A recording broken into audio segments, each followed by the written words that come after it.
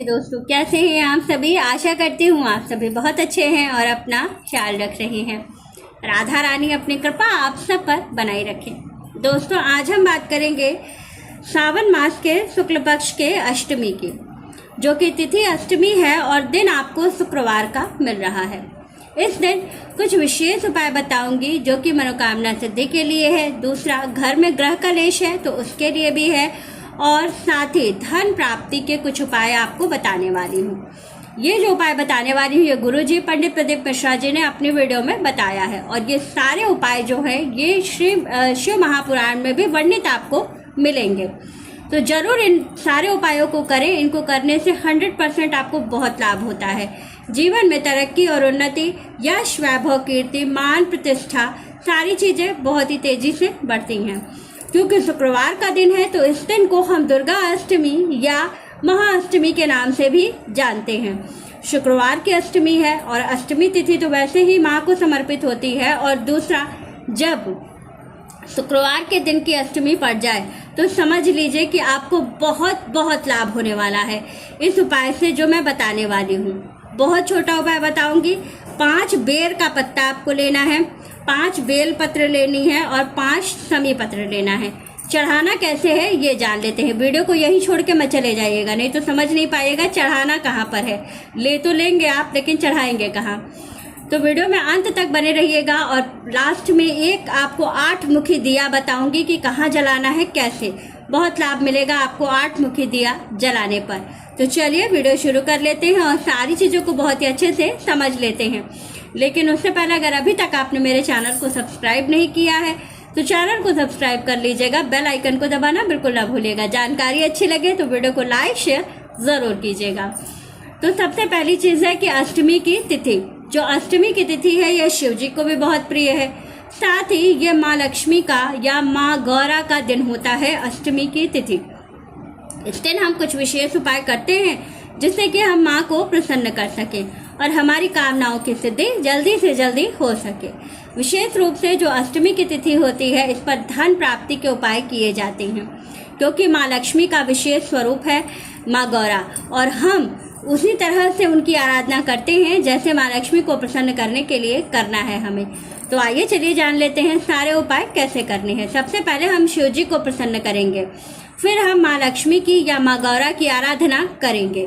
तो पहले आपको क्या करना है, सबसे पहला काम आपको करना है कि आपको विशेष रूप से शिव जी का अभिषेक करना है। कब करना है? शाम के समय क्या होगा? प्रदोष काल का। प्रदोष काल का समय आपको क्या मिल रहा है? तो प्रदोष काल का समय मिल रहा है 5:20 से लेकर के 7:18 तक। ये समय है प्रदोष काल का। इसमें आपको विशेष रूप से इस बात का ध्यान रखना है कि शिव जी का अभिषेक जरूर करना है।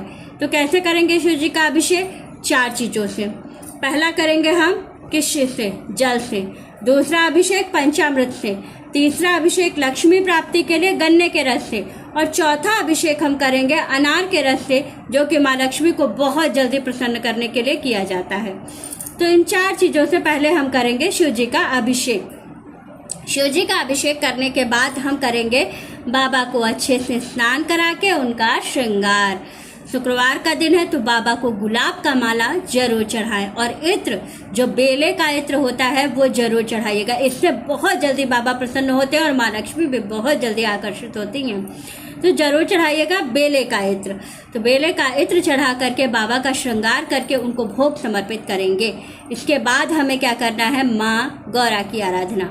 माँ गौरा की आराधना करने के लिए किसी भी शिव मंदिर में आप जाएंगे तो गौरा जी अलग से स्थापित रहती हैं। तो वहाँ आपको क्या करना है? वहाँ पर सबसे पहले गौरा जी का अभिषेक के से जल से, कुमकुम के जल से और हल्दी के जल से अभिषेक करने के बाद फिर विशेष रूप से आपको उनका श्रृंगार करना है लाल वस्त्र से। लाल वस्त्र उनको समर्पित कीजिएगा। लाल रंग का माला, बेले का इत्र और बेले की माला जरूर चढ़ाइएगा। माँ बहुत जल्दी प्रसन्न हो जाएंगी। साथ ही अब क्या करना है? बेले की माला भी चढ़ा लिया, सब कुछ कर लिया। अब क्या करना है? अब हमें लगाना है भोग हम क्या लगाएंगे माँ को? तो हम माँ को भोग लगाएंगे अनार का, और दूसरा भोग लगाएंगे खीर का। ये दोनों चीजें माँ को बहुत प्रिय हैं। इन दोनों का भोग लगा करके हम माँ से अपनी कामना जरूर कहेंगे। जो खीर बनाएंगे उसमें कोशिश करिए कि थोड़ी सी केसर जरूर डालें। अगर केसर नहीं मिल पा रहा है, कोई परेशानी है, तो थोड़ी सी इलायची डाल करके इसका खीर बनाएं और माँ को भोग लगाएं, बहुत लाभ मिलने वाला है। अब हम आते हैं अपने उपाय पर।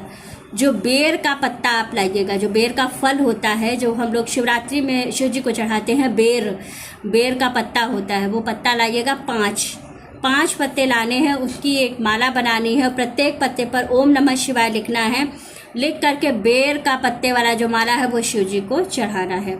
बेल पत्र का जो माला है उस पर क्या लिखेंगे? ओम लक्ष्मी नमः, ओम लक्ष्मी नमः, ओम लक्ष्मी नमः, ओम लक्ष्मी नमः लिख करके माँ गौरा को समर्पित करेंगे, बहुत लाभ होगा। लिख कर ले लीजिए, करने पर आपको 100% इसका लाभ जरूर प्राप्त होगा। साथ ही आ गए आप समी पत्र के उपाय पर। समी पत्र का जो 5 पत्ता आप लाइएगा उसको एक जगह नहीं चढ़ाना है। आपको क्या करना है?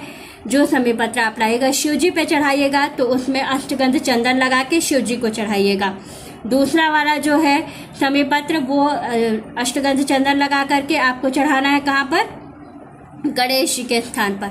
तीसरा वाला जो समी पत्र है उसमें आपको लगाना है सिंदूर, और सिंदूर लगा के माँ लक्ष्मी को समर्पित करना है। चौथा वाला जो समी पत्र होगा उसमें भी आपको लगाना है सिंदूर, माँ गौरा का जो हस्त कमल वाला स्थान है शिवलिंग में, वहाँ चढ़ाना है। और 5वां वाला जो है वो बहुत बहुत कारगर है। कहाँ पर?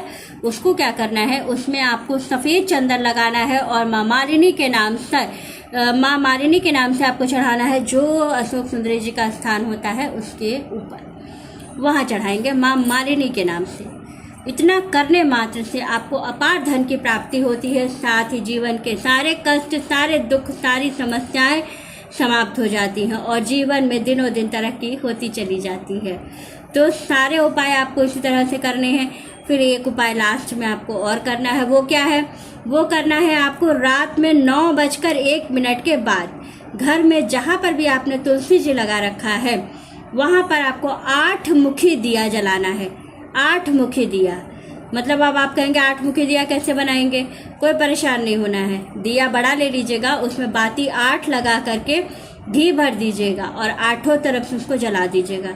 4 मुखी नहीं जलाना है, 8 मुखी दीपक है ये, तो जरूर जलाइएगा। लक्ष्मी जी तुरंत आकर्षित होंगे, तुरंत आपके घर प्रवेश करेंगी।